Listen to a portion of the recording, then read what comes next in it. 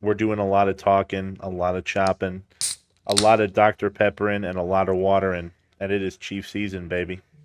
Listen, I am so ready. The opening game is Friday, and Garrett, we got hosed, me and you, because Garrett, the game's on Friday, and what do you do Yep. for a living? Games on Friday. For whatever reason, we're playing with the boys down in Sao Paulo or whatever it's called. We're playing in Brazil. So for whatever reason, we got to play on Friday. I coach high school football. So I got Friday night lights on Friday. So I'm going to be missing the game. I'm going to try my best to, at least keep an eye on the score. But we did get hosed. We got hosed. We did. Because then magically 2 days ago, I got a call from work, and they're like, yo, can you do some Friday night lights graphics for the broadcast? And I'm like, yeah, I need money. So we're gonna watch the game after you guys do, but we're still gonna preview this game. This is Talking Chop. We don't have an intro, but we do have a soundboard now. So yeah. God, I can't believe you actually put it in. This I is can't Talking believe you Chop. did it. If you guys are not familiar with the show, my name is Dave Pokorny, the account runner of Talking Chop on Instagram. You guys can find all the socials. I'm just here to talk. Kansas City kid. And we got Garett Aimutis, our offensive line coach. He offers more of the analysis. I'm kind of our play-by-play. He's our color. That's actually a good way of putting this, honestly, low-key. I'd say that's pretty accurate. Although I know ball, too. And don't we are worry. ball knowers here. We all know if you've been a fan of the show for a long time, we are ball knowers. We talk about this all the time. But I think that's a good description. We got some color commentary. We got some play by play, good analysis. We got a lot going on. And hey, as always, Garrett, we got a sponsorship too. I mean, hey, gotta respect the boys. Brought to you by Underdog Fantasy. Use our code Talkin Chop. I believe now we've got a brand new deal going on. It's use code Talkin Chop for $50 bonus when you play $5. So super easy. Put $5 in there. You essentially get $50 for free. Why not do it? Use our code. Help us out if you love the podcast. And we got a lot of good lines. We got a lot of good lines this year, especially on Chiefs. Super underrated lines. Just been checking. So, like this one right here. This is the easiest hire I've ever seen in my entire life. If you've been watching all Chiefs offseason, you know Mahomes is about to break out. He's about to have a crazy season. I'm probably even going up there with like the 4,800 yards. Maybe even something like 48, maybe 50 touchdowns. I don't know. But this is going to be the easiest hit of my life. Play higher. Codes on the bottom. Get $50 when you play 5. Thank you, Garrett, for doing our sponsored segment. As you guys know, I can't do any sports gambling, so I cannot talk in that sense. How the heck did we just get flipped again? This we've been messing around with the new StreamYard, and so I guess don't know, we're man. flipped for this episode. They just want me over here. Yeah, well, it's what's going to happen. But let's talk about the business side of things. Transactions, Garrett. We got Robert Tonyan back. I did not have time to add my favorite song, Bobby Tonyan by Jeez Louise, to the album of songs I could play from the StreamYard, but I could sing it instead. I'm kidding. No, I'm please not do sing not. the song. You are the only lover of that song maybe on the planet. I agree. Honestly, literally nobody's been messing with it when I post it whenever it's Bobby Tonyan news. Like, nobody thinks it's funny. I think it's hilarious, but it is his Packers song. Dude, I was like, how hard would it be to hit up Jeez Louise and ask him to make a Chiefs version of this song? But I don't know. I think he retired after making music whenever Bobby Portis Jr. from Milwaukee and Bobby Tonyan from the Packers were relevant. Obviously, that song is the greatest thing to happen to the Packers since the Micah trade. So, Well, I think we're gonna do Super Bowl predictions right now, Garrett. I think the Packers are gonna go to the Super Bowl. I am fully bought in. I mean that's fair. They've been on the rise for a long time now, and especially with the addition. I mean, I know there's some buzz going on with the whole epidural stuff going on with Micah Parsons, but I don't think that's going to affect his play at all. I think the Packers are going to be really ball. I actually am going with a different NFC North team for my Super Bowl prediction. I've got the Vikings going, baby. I say it every year. This is the year. I think they finally have the quarterback, the guy, to man the team and bring him to the promised land. They've been real close, and I think they have the depth, especially on defense, to make a deep run. Maybe not so much on the offensive side of the ball, especially at the skills, but if they all come back healthy, I mean, that room's going to be deadly. I mean, obviously the AFC answer is going to be the Chiefs. Like, we don't the even have Chiefs, to talk about baby. that side. We like it's just been consistent. We're at minimum. I mean, put it in perspective, right? ever since Mahomes has become a starter for the Kansas City Chiefs, the minimum he's ever made it was overtime in an AFC Championship game. That's the earliest he's ever been booted out of a postseason. Ever. Yeah, that's actually overtime in an AFC champion. Not even just getting beaten in regular time, right? Overtime. He's only lost in overtime in the AFC Championship. Twice. We do have to, because he lost to the Twice. Bengals in overtime and he lost to the Pats in overtime. But I mean, that's just an insane start to a career. I mean, I at least we're dude, going. It feels to like we're already like halfway done with his career, which is sad. Like, do you feel old, dude? He's in year 10, is he not? Like. Yeah, I mean, he's getting close, but I think he plays football in a way where even as, his age gets up there, I think he'll still be able to dial up. He might like make a long run, especially getting up there closer to like the high 30s. I guess he's probably entering year 9 because Was he 29 now? Well, it doesn't count because it's 2017 was technically his first year, but like, I mean, he didn't play that year, so like it feels like it was a lot shorter of a time. But anyway. Well, actually, he turns 30 in like, 14 days or something? I think his birthday is, the 17th? That's crazy, actually. 2 weeks. 2 weeks. Do we have a game? Do we have a game that day? I don't know. But all money on Mahomes after his birthday, brother.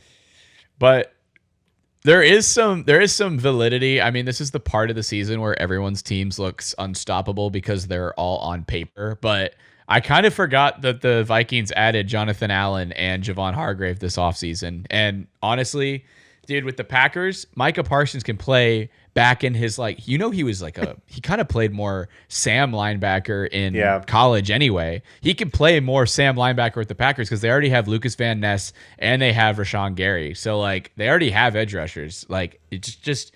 Yeah, I think that was a big thing for him, too, in his contract talks, is that he kind of wanted to step away from being, like, just a true pass rusher at every single opportunity. And I think he has the opportunity to do that, especially in Green Bay. I think they're going to allow him to, do what he does best and just disrupt everywhere on the field. I mean, he's a top 5 player in the NFL, regardless of, which side of the ball you're on. Packers just absolutely fleeced the Cowboys. I can't believe it was like only 2 firsts. And I think people aren't realizing those first round picks are going to be picks 25 to 31. Yeah, they're late round picks. They're not. They're late first round. And if you want to look at Cowboys draft history, they got, well, who was it? They got Mozzie Smith around that pick range anyway. And he is basically he's not really cracking the rotation anymore. Maybe they've just traded for a new D tackle. So obviously, like, they don't think he's the future first round D tackle prospect they thought he was. Now, obviously, they got Kenny Clark as well. And I'm not going to sleep on Kenny Clark. That's what I'm saying. That dude's a dog. Right? He's getting old. He's getting up there, but at the same time, I mean, it's just very low value for a top 5 player in the league, right? Yeah, I mean that's as easy as saying it. The fact Jerry went on there and he's like, we're gonna be better on defense without him. Yeah, okay, buddy. Well, we'll see. We'll see after you guys get smoked by the Eagles in opening night. But yeah, for real, it's gonna. I'm actually they're gonna lose by 40. I'm no joke. I can't believe they're only carrying 4 wide receivers on their 53-man roster. What the heck? Yeah. I think the Eagles smoke the Cowboys. Well, here we are talking every other team but the Chiefs. Talking every other team but Chop. I mean, it is the NFL transactions period. I mean, the Micah Parsons trade is big enough to talk about. The Bobby Tonyan news is not as big, but it was expected. It's kind of the deal, and we could talk about Mike Pennell right now. It's kind of the deal that was offered to Mike Pennell. It's basically hey, we're going to cut you from the 53-man roster, and then we'll bring you back once we make a transactional move to free up space, just because it doesn't cost us any money whatsoever, and you actually have to lose all your money. Yeah. Robert Tonyan was, I guess, cool with that because he wasn't going to make a team if he didn't do this. He was like, sure, whatever. But Mike Pennell, disrespected, literally had to earn this starting job. Like, he came out of like Colorado State Pueblo and like was a UDFA, has like really, really had to work hard to stick it in the league, and finally found a home with the Chiefs, finally became a starter, won a bunch of Super Bowls, has been listed all offseason as the starter. And then Veach is like, yeah, we're going to cut you, which is going to cost him like about $1 million anyway. We're going to cut you and bring you back to the practice squad. And he's like, hell no, I'm not doing that. Hell no, I'm not doing that. Like, that is disrespectful. And I mean, at the end of the day, and now he's a Bengal. And that was what we were going to get to, Garrett.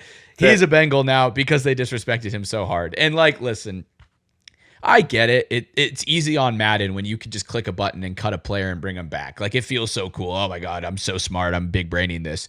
But Veach is dealing with human beings and people feel like they could be disrespected. And people, I mean, dude, if someone emotions. went up to me and was like, "Hey, bro, I know you worked super hard all off season. I know you won that starter job.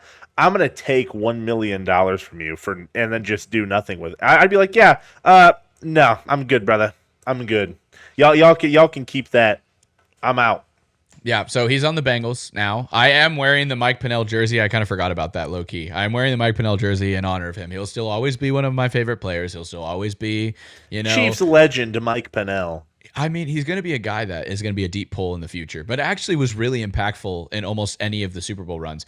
Most recently, the Niners Super Bowl win that we just had, which was only 2 years ago, not even.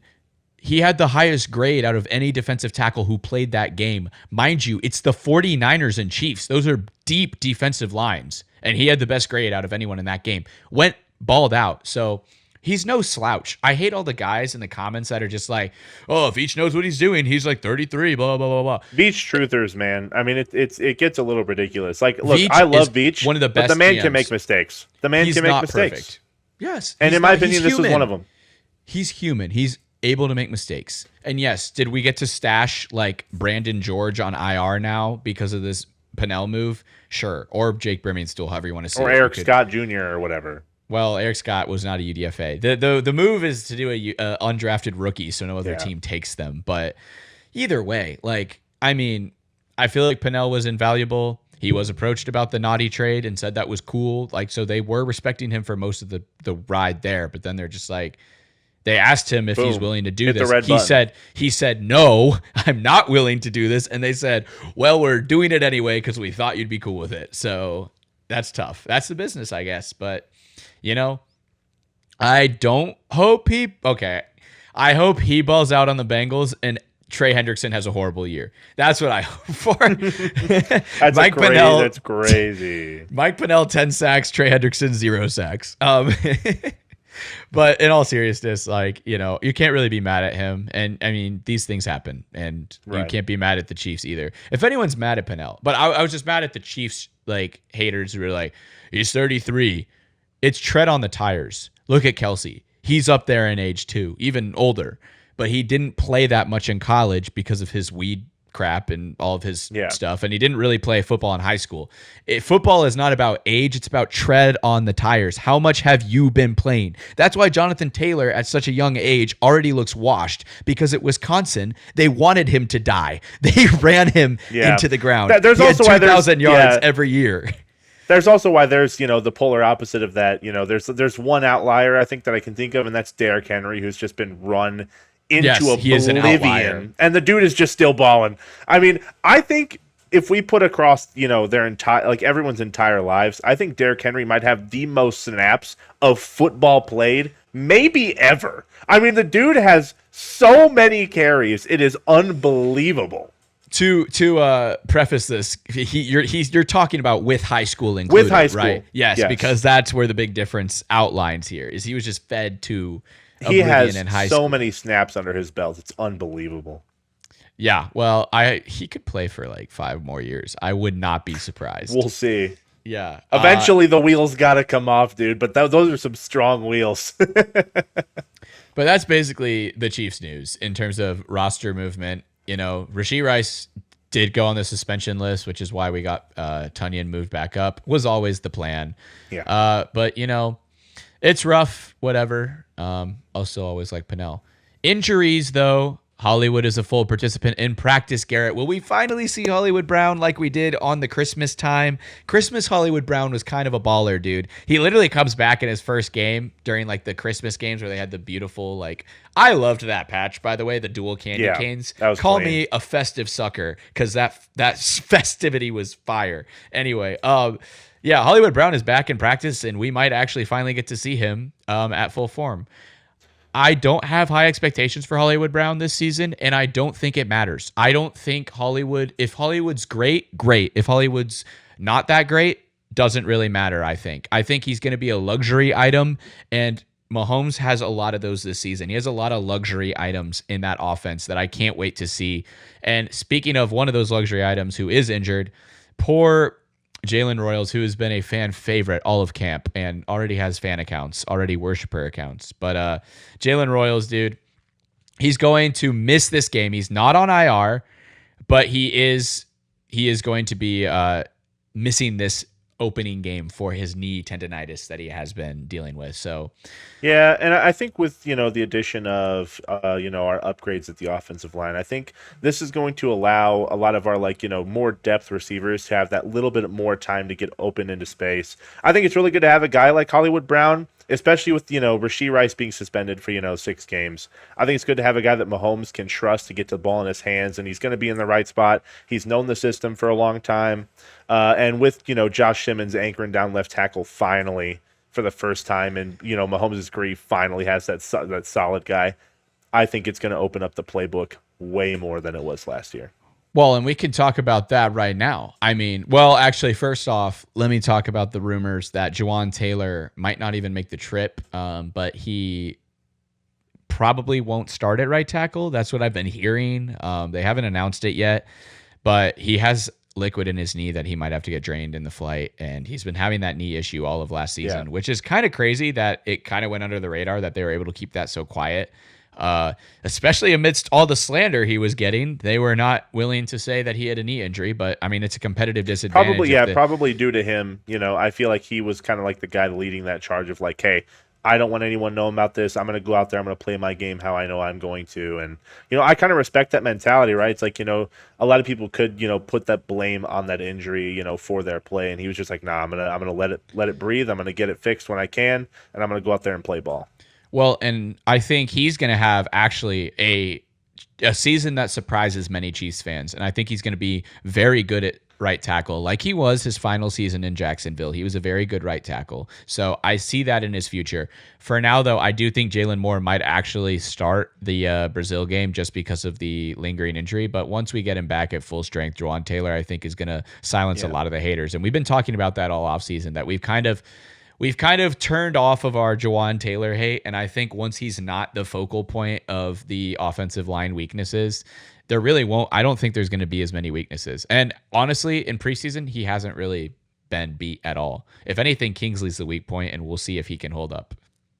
Yeah, and I feel like the differences between last year and this year is our weakness. Obviously, last year was the outside, right, and that is kind of like where you cannot have pressure leaking the most, and that's what made Mahomes' last season absolute nightmarish, right? Yeah. Now, I think our weakest point's probably going to be that left guard position with Kingsley. I do think he's progressing, but with it being inside, there can be a lot more help on the interior when it comes to pressure than on the outside, right? Outside, you're going to have your best pass rushers, guys that have a lot more ability to get past these, guys with fewer, pass blocking reps, like guys like running backs that leak off the edge and help. But plugging the inside is going to be a lot easier on pretty much every single fullback or running back for pass blocking. Pacheco's been working on that a ton. So I think having our interior guy be the one weak point is going to be a lot better for us in the long run, especially now that Mahomes is going to have a lot more time to throw. Yeah, absolutely. And I think we were saying it earlier. I think 40 Mahomes touchdowns this year passing with the new protection. I mean, you thought minimum. Eric Fisher minimum. When we had Eric Fisher and Mitchell Schwartz, it was a lot better. And Mahomes never really had that again. I think Orlando Brown Jr. got a little bit too much hate. I know you don't like him as much, but I think we had a little bit more protection there. But these past 2 seasons have been brutal. And I mean, you've seen Mahomes has had a different starting left tackle in every Super Bowl he's played. So really rough stats over there at left tackle. And I think Josh Simmons might be the guy that we keep around for a long time. I mean, I already see so many NFL fans upset that the Chiefs got Josh Simmons. So to me, that already is a win. At first they weren't upset, but then seeing the camp footage, seeing the preseason footage, it's pretty clear that he might obviously be the injury set him back, but without that injury, if he had played, that last full season, I think he would have probably went top 10. But GMs get a lot scared, pretty scared when a guy like that, especially your outside protector gets injured like that. But obviously, he's been in the lab ready to go. We have a really great rehab team, and honestly, I think we have one of the better offensive line coaches in football. So I'm ready to see him roll. Heck yeah, get it? I love his Heck. Name Yeah. is Heck. Yeah. Well, good old Andy Heck. Moving on to the next topic of discussion, I guess we do have to talk of one of the things that might stop Mahomes from having an amazing season right off the gate, and that would be Rashee Rice is going to be suspended for 6 games, which we touched on last week a little bit, but this week we're going to talk about who's going to have to step up here. I've been hearing rumblings. I've been hearing lots. And I love these talks because I've been a Tyquan Thornton lover for forever. Sorry, wow, that sounded way more passionate than I meant it to. But Tyquan Thornton might get that wide receiver 3 position off the gate because of Mr. Royals already going to be, dealing with his knee tendonitis. Juju Smith-Schuster he's a great vet, don't get me wrong, but he isn't an outside receiver and he isn't as explosive as Tyquan. I could definitely see Hollywood going to the slot and Worthy and Tyquan being on the outside, and this is like the 3 guys who are primarily the pass catchers while Rice is suspended. And I think Worthy is easily going to have 1,000 yards this season. I don't think it's even a debate. I think he's those were the formations monster. that we saw in the Bears preseason game, right? Is like we had Thornton on the outside with Worthy, but I'm a big Worthy lover. I mean, you were his cheerleader, especially hey, hook 'em horns or whatever. But I think Worthy has a really breakout season. I mean, I think Mahomes is finally going to have that connection, especially with the deep ball. Adding on to, what we talked about before with time to throw being, a commodity that we did not really have last year. And I think we're finally going to be able to set up those deeper drops into our deep bombs. We saw it already with Tyquan getting that nice deep cut. It's so nice to see Mahomes finally let loose and just chuck one downfield with some confidence. And he had all day to throw that. I bet he's feeling good too. And like he said in the offseason, his message to the team has been, let's enjoy playing football again. Let's be happy to ball out with the boys. Let's have fun again.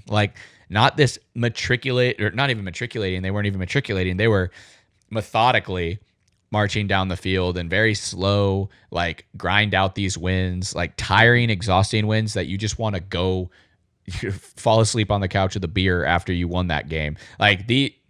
Bring back the party days where Eric Fisher is popping 2 beers and pouring them on himself in the end zone, or where Juju shotgunning a beer, or where who else? Chris Jones was shotgunning a beer one of those games. Guys, we love it when our players, baby. Blake Bell, that was the one. Yes. Oh, man. Back when the boys were having fun.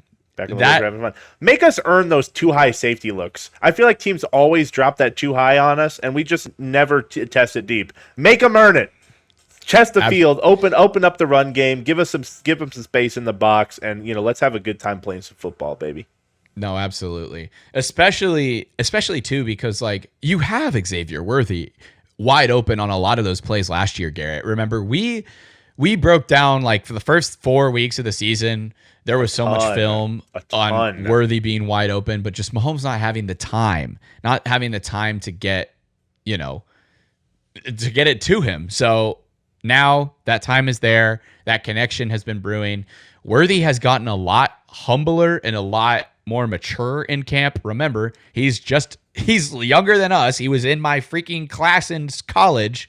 So he's got a lot of growing to do. I've heard great things about him. I'm excited to see him this year. I think Worthy is going to surprise a lot of people with his second-year leap because I wish I had the graphic pulled up, but if you look at those rookie wide receivers under Andy Reid, Xavier Worthy is in that top 3 of those producers, and you have greats like Deshaun Jackson and Jeremy Maclin. Tyreek Hill is lower than Worthy, and Rashee Rice is at that top of that list, including postseason numbers, by the way. But yeah, it is hard to succeed in Andy Reid's offense year 1. It is incredibly hard to succeed in Andy Reid's offense year 1 when you are not expected to be that guy until Hollywood and Rashee Rice get down with an injury, and now you're the guy. And then he showed it in the Super Bowl, I think, even though we were getting blown out. Their starters were still in for one of his touchdowns. The second one, they weren't. But second one, they weren't. But I think I think us losing the Super Bowl and that moment at the end of the Super Bowl was almost the most important part of how this season was going to go, because Mahomes just started having fun at the end of the game, like angry fun. He was just like, let's just chuck it deep. Let's just try to put some points on the board. And I think when it started connecting, I think he remembered how much fun he used to have when he used to play as a young Mahomes. And I mean, he's pissed off. We've awoken. And I can't believe they still sleeping on him, dude. Did you see the top 100? He's number 5. At least that's more respect than one of those years he got like really low. But, It was like 8. It was like, I think it was either 8 or 9. oh, that's not even the thing I'm mad at. I'm mad at, I think it was Kurt Warner. No, it was Joe Montana. Joe Montana was asked what 5 quarterbacks you'd want to start a franchise with today, and he didn't name Mahomes. And he named Josh Allen. I think he had him at 4. I think it was. No, he didn't name him at all. He was off the list. He said because of age, but Josh Allen is literally the same age as Patrick Mahomes, and he named Josh Allen. I was like, okay, buddy. Yeah, but when it comes to us finally like expanding the playbook, I think a lot of people are going to be surprised at how different we play football this year, and I think we've kind of like lulled them into a sense of security these last couple of years of just like, oh, the Chiefs have just been barely winning these games. I think that's where like a lot of the fraud watch stuff came from, right? It's like we're just squeaking by with these wins just because of how we had to play football due to like, the breakdowns in our pressure, right? So I think with the allowed time with Mahomes that he's going to have, I think we're going to go back to those 2018, 2019 days. It will be so great. It'll be so great. I did fact check. It's the top 4 QBs that Joe Montana would start a franchise with, which why is he asked a top 4 list? But he put Jalen Hurts, Justin Herbert, Joe Burrow, and Josh Allen. Like, he didn't even put Lamar. Like, okay. That's kind of wild. Dude, Justin Herbert. You'd rather start a franchise with Justin Herbert right now than Patrick Mahomes. Like, what the heck are we even doing at this point? Like, come on, Joe. Like, it is just for clicks at this point.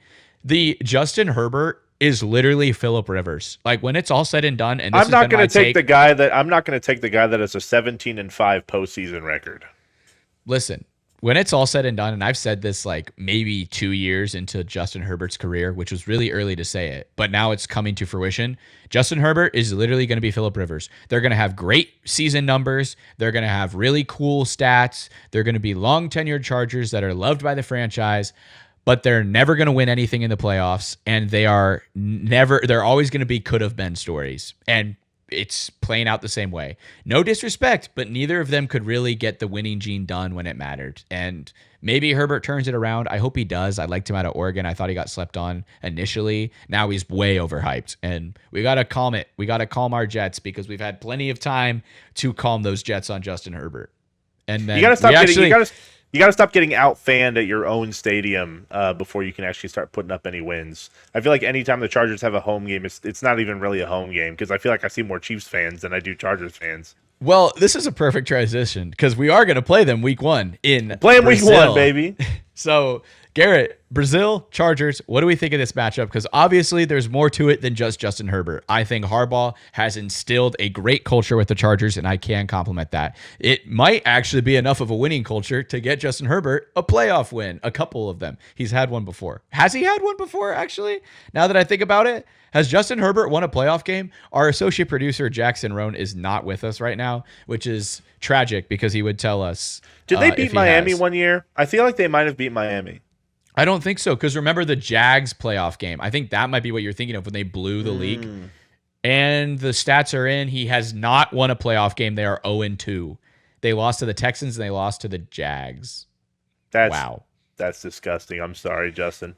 Yeah. Well, and the one that they lost was actually 2025 Texans, like this year. So Harbaugh lost in the playoffs with them. So maybe the Chargers curse extends to Harbaugh too. He can't overcome it. But either way, he's instilled a great culture there. They love to run the football, which will actually, Garrett, I think Amari Hampton has 150 yards on us. I'm not going to lie. 150 total yards.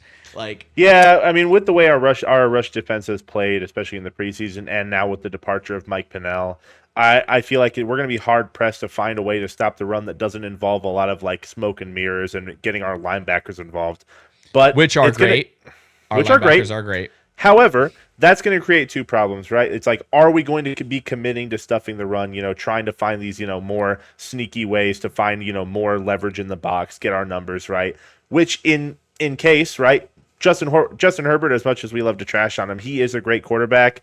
The moment we start filling the box, the moment we start trying to get these smoke and mirrors and trying to stuff the run, he's going to be able to open up. He's got guys like McConkey. He's got guys, like, I'm not going to say Quentin Johnson because he's terrible, but he's got guys like Keenan Allen, right? So, oh yeah, because Keenan Allen is back. That's a good point. It's going to be going back and forth between trying to stuff the run, keeping Amari and Hampton at these lower numbers, and also keeping Justin Herbert in check. Now, I will say I think they're going to have a little bit more of a struggle than they would have had their right tackle Rashawn Slater not gotten injured. Oh yeah, you're right. No, their left tackle, Rashawn Slater. Left tackle, yeah. Because they moved Joe Alt to left tackle. Joe Alt got moved to left, now, and now their right tackle, I think, is like Trey Pipkins or something. But, yeah.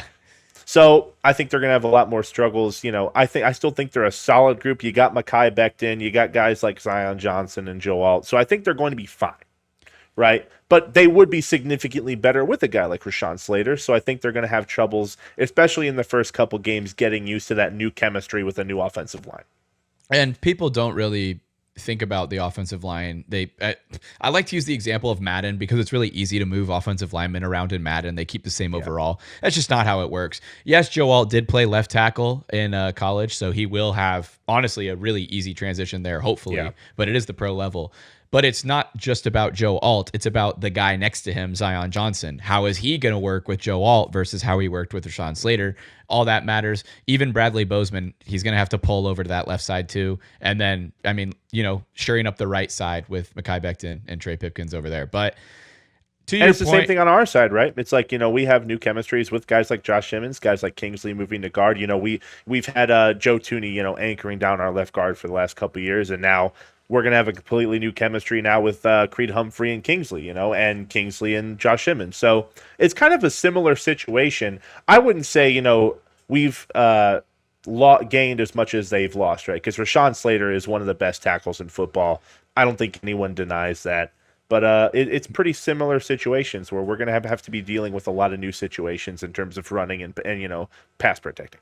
I will say, though, this Chargers offense looks on paper, which is my favorite thing to say in the offseason. On paper, this Chargers offense looks miles better than last year. And they drafted guys that I was a big fan of. Everybody loves Keandre Lambert-Smith out of Auburn. They said he was going to be a great late-round sleeper. And, he showed out in preseason. He was pretty good. Trey Harris has been pretty hyped, but, he got Mike Williams to retire, so he is a good Mike Williams replacement. And then, obviously, Amari and Hampton is the hugest addition. And Najee Harris, low-key. I did not think J.K. Dobbins was actually that great last year. I think it was more so he did have some great games scheme. Early on, but then we stuffed him. When we played him, I think that was Harbaugh's scheme. We obliterated him. I think Harbaugh is going to have a successful running back no matter who's back there, but now you got to have an Amari and Hampton who has the juice that J.K. Dobbins was lacking. So I like I said, Garrett, I think he rushes for at least 100. I think he'll catch another 50 yards, especially because last year we couldn't cover out the backfield. That might change this year, but I think Amari and Hampton I like brings Will Dissly. a lot. Yeah, I think he brings a lot to the table that the Chargers didn't have last year. And, I'm not the biggest on Najee Harris. I just don't think he has the explosion factor anymore. I know you don't. But he's a backup now. He's a backup now. He puts up decent numbers, right? But I feel like Amari and Hampton is going to have a really, really, really good season. I feel like they're going to anchor on him a lot, especially with their wide receiver core. They have their studs, but I feel like it's pretty thin. I'm not a Quentin Johnson believer. I think their backups are guys like, Trey Harris and whoever's back. It's something dangerous. Okay, they're rookies, though. They could be good. Right. They could be good, right? But they're rookies. So I just don't think their depth is that phenomenal. It's better than what he's had before. That's what I'll say. This is true. It is better than we had before. However, I think their biggest problems are not even, their new offensive line. It is their interior, which... similar to us, really similar situation. Their interior defensive line. Their defensive line is not great. It's not great. No, it's really not. I didn't even know Deshaun Hand was on Miami's roster last year because the last time I remember him being relevant was on the Lions, and they have long since moved on from him.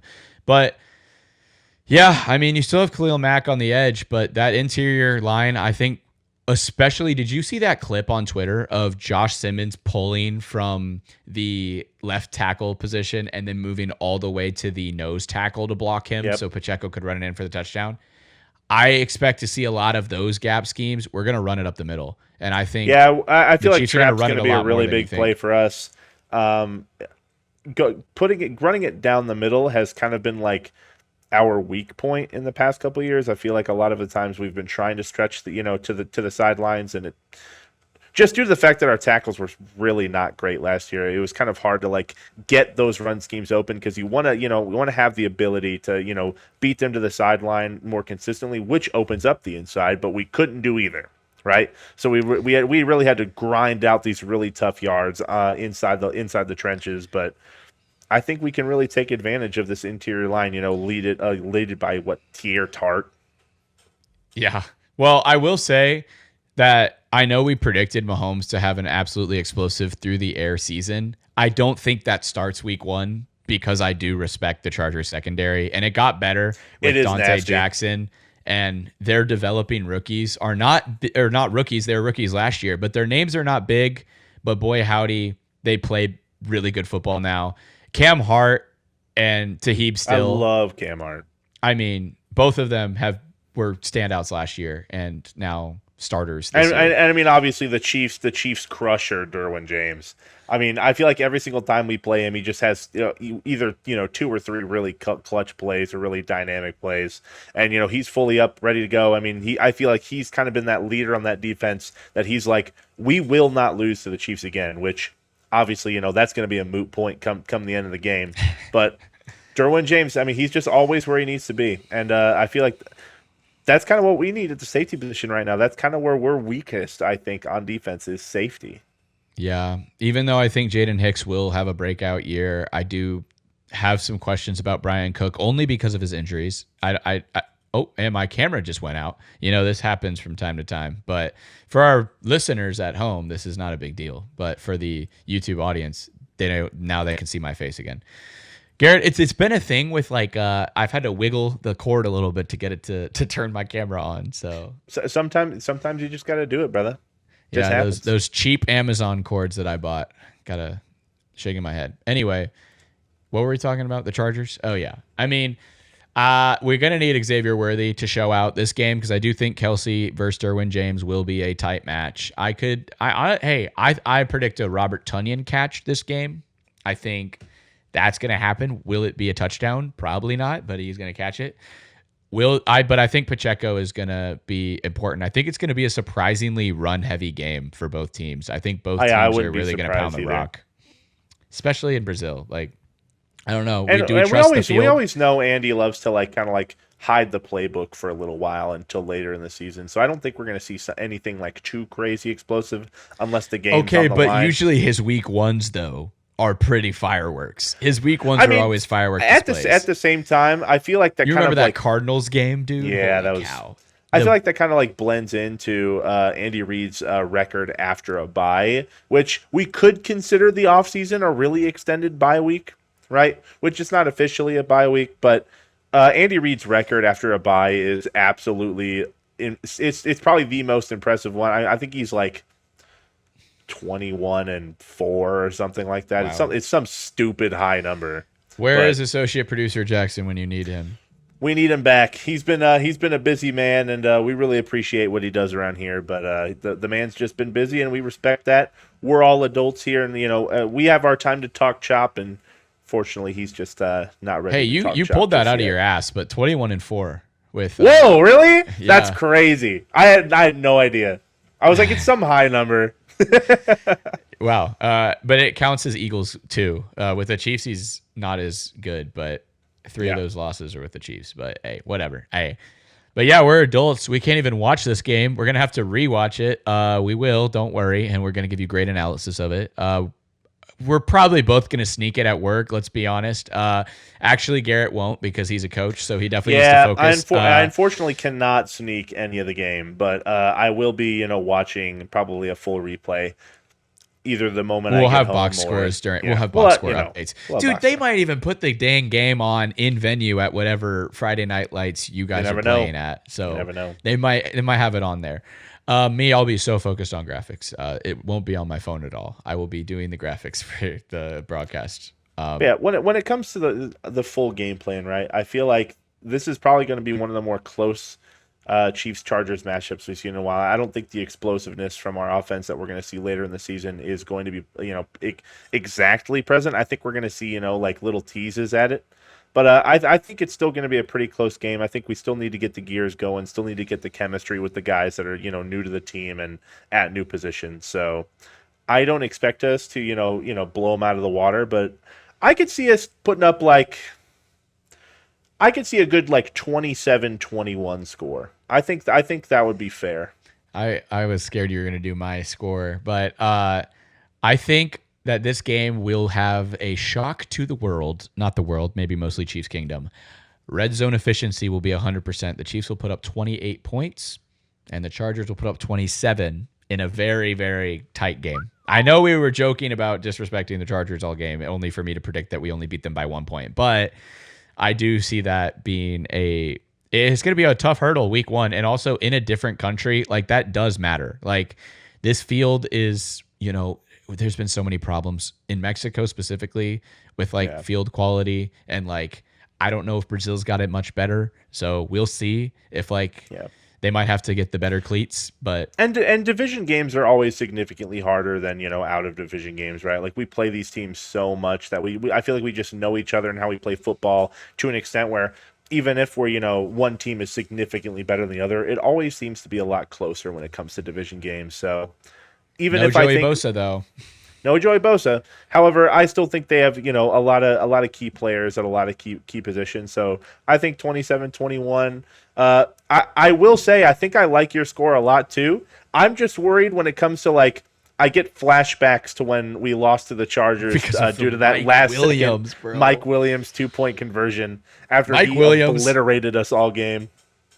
Mike Williams versus the Chiefs is one of the all-time greatest players of all time. There's Mike Williams versus the Chiefs, and then there's week 1 Sammy Watkins. I feel like those two are just unbeatable in the NFL verse. Dude, low key, I might make that a post of it's probably not enough Chiefs related, but guys, I want your comments and suggestions. You're not going to comment because you have to watch to the end of the video. But if you do see this, hit me with the DM and I will respond. But I want to make a team of week 1 Sammy Watkins, Mike Williams versus the Chiefs, the unbeatable team. Debut Kareem Hunt versus the Patriots. His first ever game was unstoppable. Mahomes versus the Steelers on his debut. Yeah. Oh my God. Who does Mahomes just destroy every time? Because that would be a good one too. I mean, there's Nick so Foles. many. Nick Foles when he threw for 7 touchdowns that one time. I don't know. Mahomes versus any Broncos team. I don't know, dude. Their defense lately has been giving us trouble. Do you think we still win the AFC West? People have been saying we wouldn't. I think it's That's the easiest yes of my life. Yeah, but our schedule is hard. Yeah, it's hard, but it's been hard every year. It's not Everyone's oh my God, it's the Broncos year. I'm saying this is the first time that I think it could happen. I'm not saying it will happen, and I don't even think it will, but I think it is a possibility. I think the AFC West is going to be closer. Possible. Yeah, I agree that it will be closer, but I still think the Raiders might be solid.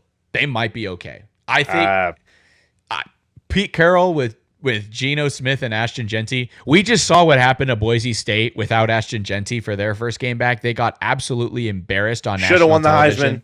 Should have won the Heisman. That's all I'm saying. He should have won the Heisman. He's going to absolutely robbed. Oh, and the people saying, Ashton Genty looks bad in preseason. Well, they don't play him in preseason. In a running back, he looked bad in the first preseason game, and then his second one he balled out, and everyone's like, "Oh, let's just not post that one. We're going to post the first one." And also, he got like 3 carries in each game, which is not enough for a running back to get going. We all know Derrick Henry gets better as he gets going. The same is for Ashton Genty, especially the Ashton Genty critics who are like, oh, it took him 22 carries to finally get like 160 yards and 5 touchdowns. Like, I'm like, okay. I'm also an Ashton Genty truther. I think he's going to ball out. I wish he would have went to literally any other team, but I still hope he has a really great year. I really wish he was on the Bears because I was roommates with 2 Bears fans and they just wanted Ashton Genty. Hell, they wanted Kelvin Banks and they got Colston Loveland, who I think will have minimal impact, I would say. Minimal impact. He could be good, but dude, I like Cole Kmet's and I don't really know. But anyway, we're getting off topic. So let's get off topic one more time, Garrett. Baby Mahomes, Dylan Raiola won the Cincinnati Classic, or the Arrowhead Classic against Cincinnati, which was Travis Kelce's alma mater. Taylor Swift was there. Travis Kelce was watching his alma mater not get destroyed because they actually competed really well until they threw a pick at the last second. Really, one of the great announcer calls was Hartzog had just caused a PI the previous play, and then he gets the game-winning interception, and the announcer just goes, "Atonement!" And I was like, "That's fire! That's fire!" So that was pretty fire. I think it was funny. I think it was really funny that the post had like, "Oh, Mahomes was left early." You know, he had just he didn't watch the fourth quarter, and then Mahomes replies that he's like, "Dude, I had to go home to my kids. Like, I'm sorry." He's like, it's a school night. They have to get him ready. He's like, "Bro, like they had to go to bed early. I'm sorry." I love that he commented on that too. I saw that reply. I'm like, dude, that's a real one. You know, don't let them talk bad about you. Yeah. I think Mahomes is becoming more likable to the average NFL fan this offseason too. So, but yeah, I love college football games in Arrowhead Stadium. I want more of it. Garrett, you went to the Colorado versus KU game in Arrowhead, and it was awesome to see. Yeah. So like, more of this. This is fun. Like, got to see Devin Neal break the KU rushing record. Was a really good time. Hey. He's on the Saints, and he has not been talked about this entire offseason. Listen, he could play football on the Saints. I don't know. He could definitely play football. I don't know how much football. Should we talk about the practice squad for like 5 seconds and then end the episode? I know we're trying to do it, but oh no, it's already on the screen. Oh, what happened? We signed some new guys to the practice squad. Jamie Robinson makes it to the practice squad. We already had Mike Edwards, Marlon. We had Zach Pickens is new. Pickens is new. Yep. Melvin Smith Jr. is old, but we love him. He's actually young and real. You know what I mean? He's an undrafted free agent rookie. I love him out of Arkansas State. They've been talking high praise about him. He might make this roster next year. I'm actually expecting that. Everyone loves Kevin Knowles. They said he's also he's another guy that might make the roster next year. I love our DB depth, including the practice squad. I think our DBs were not a problem last year, but we're definitely not perfect as in years past. So I think the depth here is great. Your boy CJ Hansen, still on the practice squad. Moved to the practice squad, was on the 53 last year. Broderick Martin's not new, but he's kind of new. Like he was new last week. Like a little, kind of new. From the Lions, Carson Steele. Everyone loves Carson Steele. And then, of course, friend of the show, Chu Godric. Friend of the shoe. Friend of the shoe. Friend of the show. And then the final guys, Clyde Edwards-Helaire, who I do like being on the practice squad. He's wearing number 40 now, which is disgusting. Yeah, kind of gross. I was going to say that. That reminds me of Derek Gore. Do you remember Derek Gore? Oh, God. I remember Derek Gore. Yeah. It was, and then we got Chris Soludokin, who's honestly been making improvements. You gotta love it. Making improvements every year. Jimmy Holiday, same as last time. Trey Watson, same as last time. And then these 2 new guys. Tyreek Smith, a 5th-round pick, D-end out of Ohio State, who was on the Seahawks. I actually really like this pick up. I think he could maybe eventually someday next year take the spot of Malik Herring. Remember, Tyquan Thornton was added to the practice squad like in December. So this guy could push for a roster next year. So Ethan Downs out of Oklahoma and Jaguars. And then Cole Christensen, everyone's favorite special team ace from Army. All right, that was an episode of Talkin Chop. Guys, please enjoy the game for us because I'm so jealous that we can't watch it anymore. It's the opening night, man. It's weak. Oh, man. I'm craving. So disappointed. I've been craving Chiefs football all off season. This is the most excited for a season I've been probably since, oh gosh, I don't even know when. Like not to say that I'm losing the love, but it's just like, oh, I could not. I feel be like more excited. I feel like every time week one starts, I'm just like it's finally back. Like I know I've been around football all summer, right? Just with coaching and all that, but like to really be able to like after a great win, hopefully Friday night, I was able to sit down and watch some games on Sunday and just relax and enjoy some good football. We're so back, gentlemen. We're so back. We're so back. And I mean, I also feel like too, this is like the first time the offseason feels like we've gained versus like covering for a subtraction. Like we had to prove that we didn't need Tyreek Hill. We had to prove we didn't need L'Jarius Sneed. I'm sure one of the off seasons we had to prove we didn't need Frank Clark. But this one, sure, you could say we have to prove we don't need Joe Tooney, but I mean, this team just feels like additions across the board, and I cannot wait to see. Oh, maybe we have to prove we don't need Mike Bedell, but that would be sad. Well, that's rough. Hey, you know what? It's rough, but hey, I think we're going to do just fine. I feel like we're going to fill out that spot eventually. Who knows? Maybe late season trade, we bring in a D tackle and we get things rocking. We didn't mention Christian Wilkins is still out there. Raekwon Davis is still out there. Maybe they get a job here soon. But as always, I'll always be rooting for Mr. Mike Penetration. I wish we traded for Colin Saunders. He got traded to the Jaguars. I miss Colin Saunders, dude. Binky. It's just those really big, athletic D tackles that Veach love to draft. And that one worked. That was a hit. And we're missing. We might have to overcome Tershawn Wharton. Low-key. Yeah. That one was rough. I love overcoming the loss of Tershawn Wharton and Mike Pennell. Yeah, that's really rough. Either way, I think we've improved everywhere else. This is Talking Chop. Please leave us a 5-star review on Spotify if you love the show. Always subscribe to the YouTube channel. Just unsubscribe and resubscribe if you're already subscribed. I don't know if that'll do anything, but just make sure you resubscribe after. Make sure to follow the socials. Instagram is popping. TikTok's kind of dead, so just go to the Instagram. Talkin Chop on Instagram. Make sure to also check out our sponsors as always. It does help us out a lot, guys. It pays the rent. It pays the rent. My dad just texted me in the middle of the show, do you have money coming in? Yes, Dad, I do. But you can use make code it Talkin more. Chop on Underdog, baby. Use code Talkin Chop. Make sure David can pay his rent. And also, go Stangs, baby. All blue, baby. Go Stangs. This is Talkin Chop.